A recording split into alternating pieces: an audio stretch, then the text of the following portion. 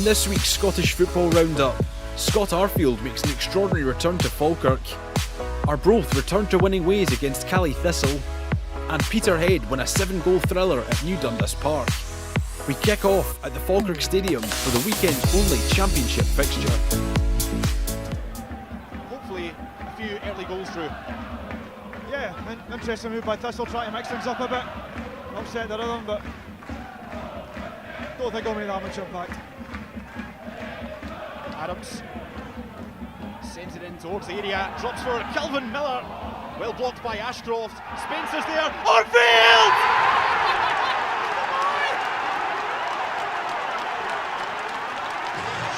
Oh, he's back! The king is back!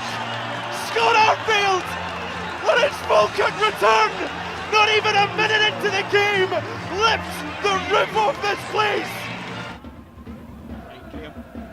Well, finds a Bloody as Chalmers out wide. If he can pick the pass, it's a neat ball through to Logan Chalmers, who levels the scores. Chalmers scores for the second week running. From Henderson, drops for Chalmers, switched over to the right hand side. It's a good ball across Graham, and from one down, Thistle are 2-1 up. Within 24 minutes. Goal from O'Reilly. Miller brings it under control. Brian Graham having a nip at Calvin Miller and receiving a booking. You know, he's probably one of the most horrible players to play against, just because of how strong now, tenacious he is. He doesn't give you a moment's peace. Now here comes Falkirk with Keelan Adams. Down he goes. Penalty.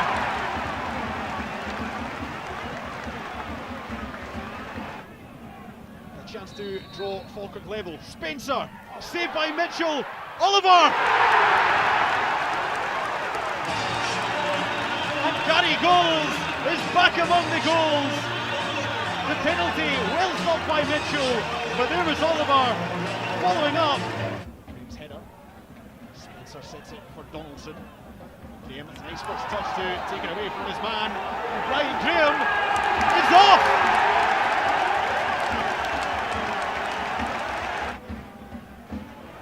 Donaldson to find Adams. Forward it goes. Here's Dylan Tate. Tries to set it. Arfield again! It's Hollywood stuff through.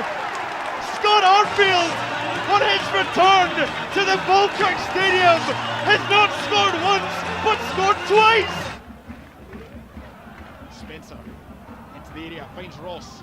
Spencer again, shouting for a handball, and it's a penalty. And I wonder who's going to take this one. And would you just know it, Scott Arfield with the ball in hand.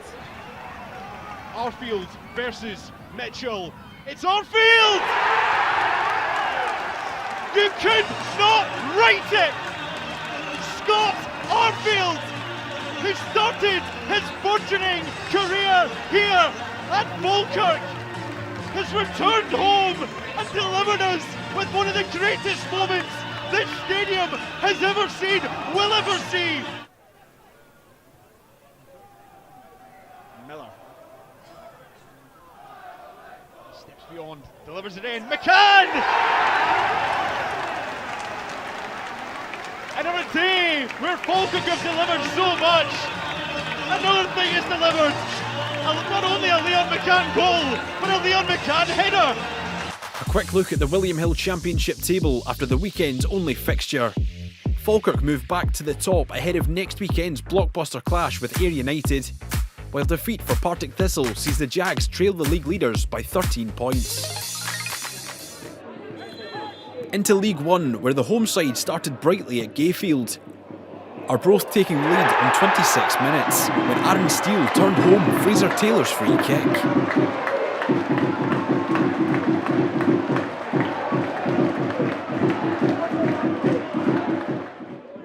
MATCHDAYS were well on top in the first period, and won a penalty kick just shy of half-time, when Scott Stewart's cross was adjudged to have hit the hand of Remy Savage. Low knee Andy Winter took the spot kick, firing in off the post for 2-0 in the 42nd minute. And just before the break, it could have been 3. Moussa Dibaga producing a top-class save to keep out Stewart.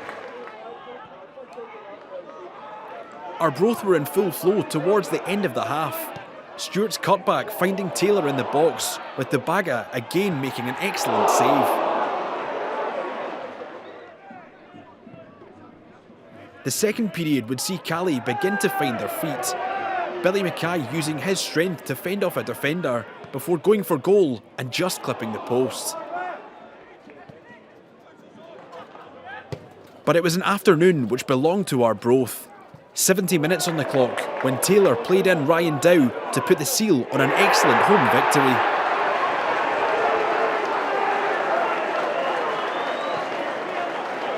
(3-0) the final score at Gayfield. The league leaders welcomed Queen of the South to Oakle View. Stenhousemuir with the game's first big chance as Blair Alston found the side netting. Alston kept busy in the attacking third early on. The midfielder latching on to a loose touch in the Queen's defence and lobbing Ross Stewart for 1-0 in the 12th minute.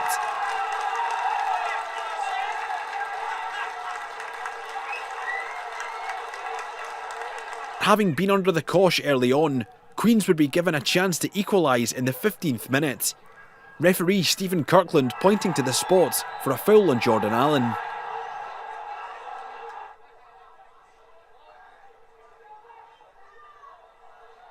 Having won the penalty, Allen stepped up to take, but lost his footing and sent it over the top.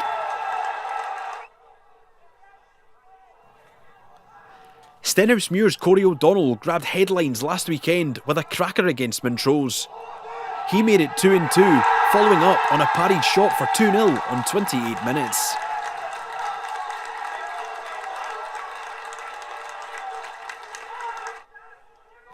Despite being 2 behind, Queens would continue to create opportunities. Arguably their best chance of the first half coming to Adam Brooks, who fired narrowly wide. In a quieter second half, it would take until late in the game for Queens to find a lifeline. An indirect free kick in added time being expertly converted by Brennan Dickinson. But it proved to be too little, too late, as the Warriors held on to pole position in the league.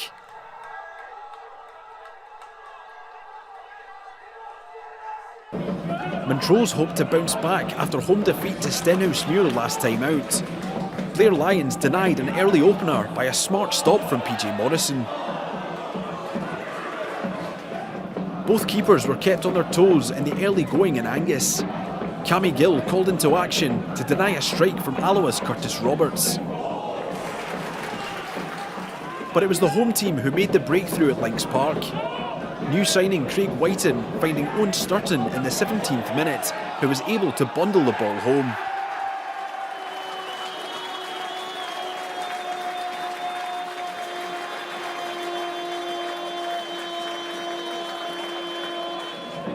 And Montrose thought they had doubled their advantage shortly after. Callum Sandilands tapping home from close range, but denied by the offside flag.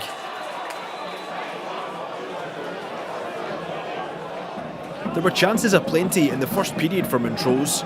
Sturton with an opportunity to double his tally, but poking just wide of the mark. Having been under a lot of pressure, Alloa would level the scores in supreme fashion after the break. 53 minutes gone when Cammy O'Donnell produced a moment of magic.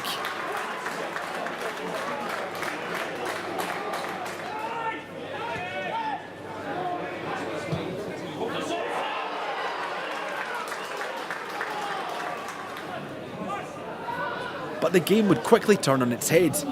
Alloa carrying their momentum forward and bagging another just 12 minutes later. Stephen Buchanan getting the vital touch.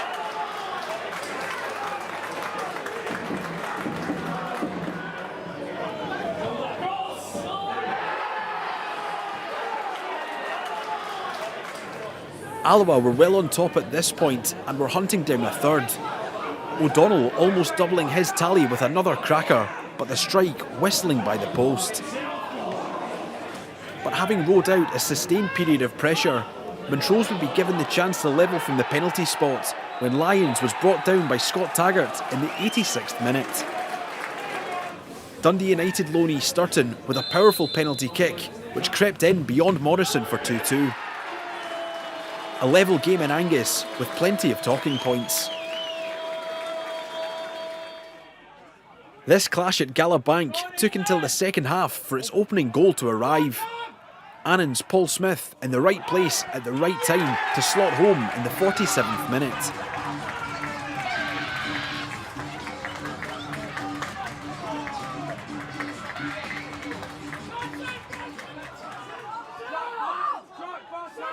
Dumbarton's league position means that every goal they score is crucial.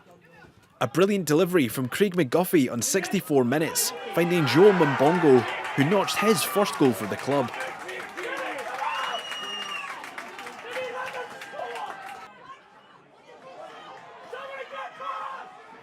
Having drawn themselves level, Dumbarton would go close to taking the lead. Good build-up play leading to an initial shot which was well saved by Jamie Smith, before Finlay Gray hit the bar. But the game's next key moment would fall in favour of the hosts in the 77th minute. Josh Dixon's attempted cross hitting the hand of Carlo Pignatello. Penalty Annan.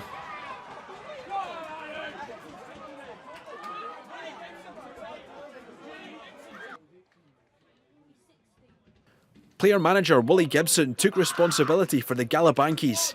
No mistake, as Annan retook the lead. A huge victory for Annan in their fight for survival. Now for a look at the William Hill League One table. It's as you were at the top, with home victories for both Stenhousemuir and Arbroath, while Annan moved up to 7th place following a crucial home win over Dumbarton.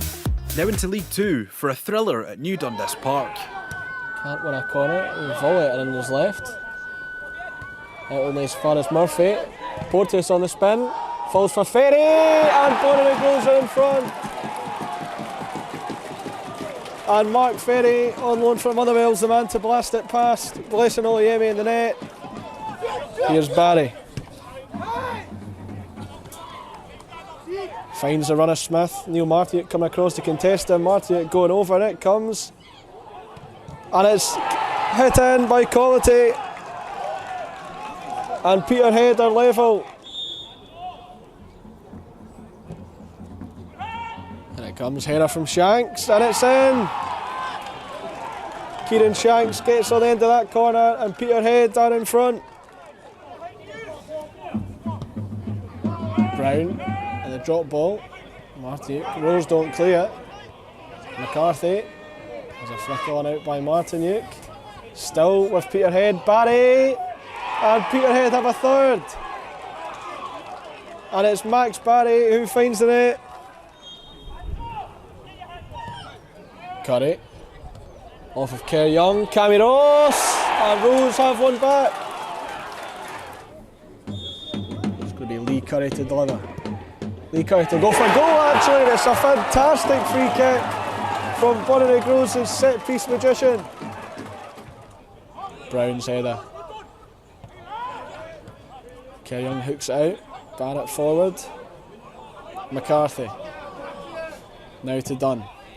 That's a high one, a teasing one for Shanks perhaps.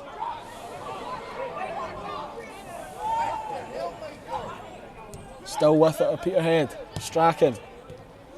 That's an advertent there from Murphy, and the chance is taken by Cammy Smith. Places it past Mikey Andrews, and right at the end, Peterhead surely have the winning goal. Spartans hoped to cause an upset when they welcomed the league leaders to Ainsley Park.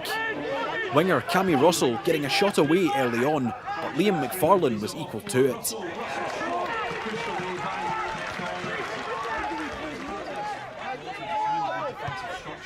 East Fife's Nathan Austin would go close to grabbing the opener in the second half. His headed effort narrowly creeping wide as Alan Troughton collided with Spartans keeper Blair Carswell.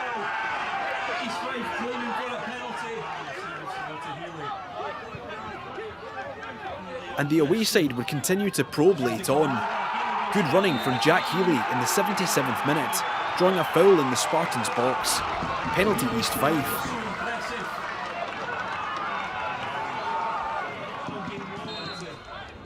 It was the veteran Troughton to take for East Fife. He stroked home his 18th league goal of the campaign for 1-0.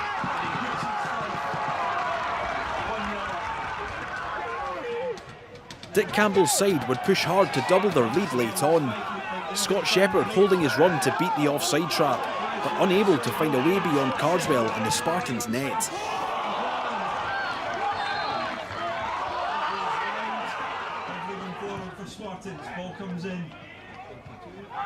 But Spartans hadn't given up all hope and would fashion one last chance from a corner kick. The initial strike beaten away by McFarlane before the second attempt blazed well over the top. A narrow away win for the league leaders.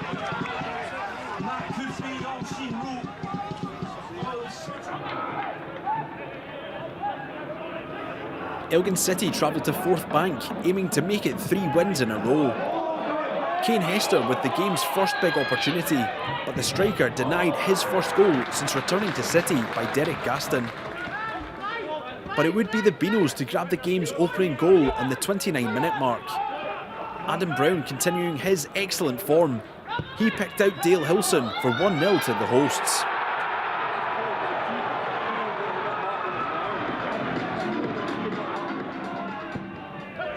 And having taken the lead, Stirling would quickly go about doubling their advantage. Neat build-up play leading to a deft touch from Jack Harkness, which beat Tom McHale in the 32nd minute.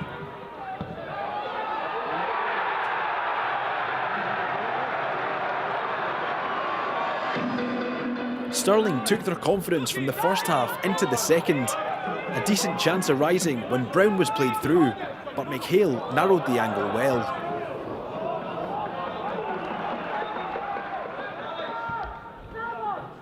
But Elgin would be presented with a chance to halve the deficit midway through the second period. Referee Andy Gamble awarding a penalty kick for a foul on Lyle Booth.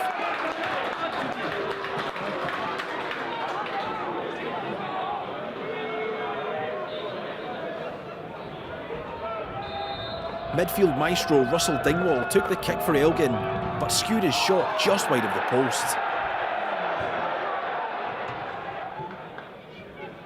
And Elgin would be quickly made to rue their missed chance. Patient play from Stirling on 64 minutes, with the ball eventually making its way to Brown.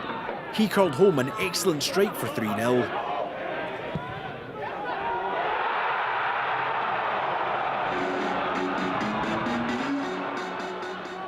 But the visitors would find a glimmer of hope in the 70th minute. Ross Draper rising highest to power home from a corner kick.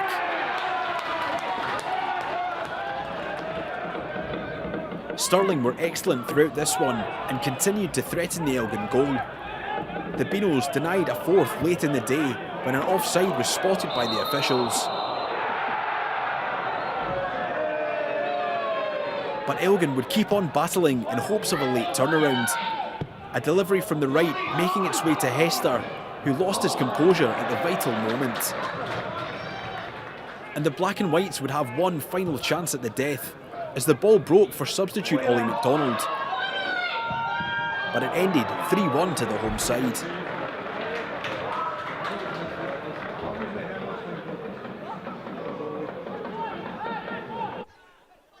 Doherty. Now, Clyde. Lovely ball to Rennie. Oh, he's through. It's a goal. Martin Rennie. And it's the two players coming together, I'm afraid to say, on this near side. Completely sold the jerseys.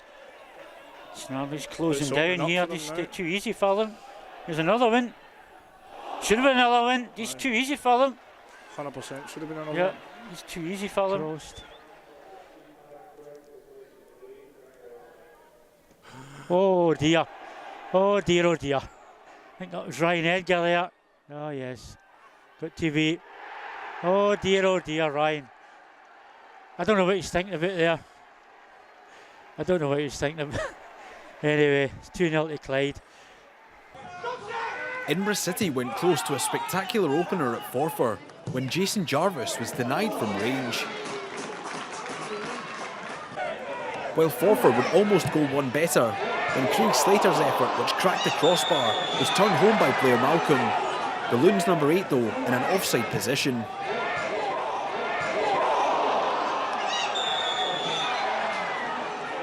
The opening goal would arrive in the 34th minute, and it was well worth the wait. James Stokes' cross making its way to John Robertson, who lashed it home with conviction.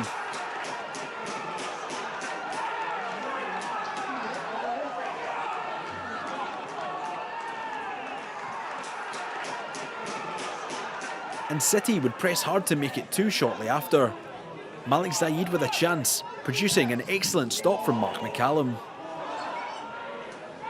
Zaid would continue to be a bright spark for City after the break. His backheel finding Innes Lawson, with McCallum again on hand to make the stop. Clear chances were few and far between for Forfar in the second half, but a big one would come to Russell McLean, who was excellently stopped by Mark Weir as it ended 1-0. And finally, let's check in on how things stand in William Hill League 2. The gap between the top 2 remains 4 points thanks to away wins for East Fife and Peterhead, while Forfar remain 8 points adrift at the bottom following defeat to Edinburgh City. That's all for this week. Join us again next time for the Scottish Football Roundup.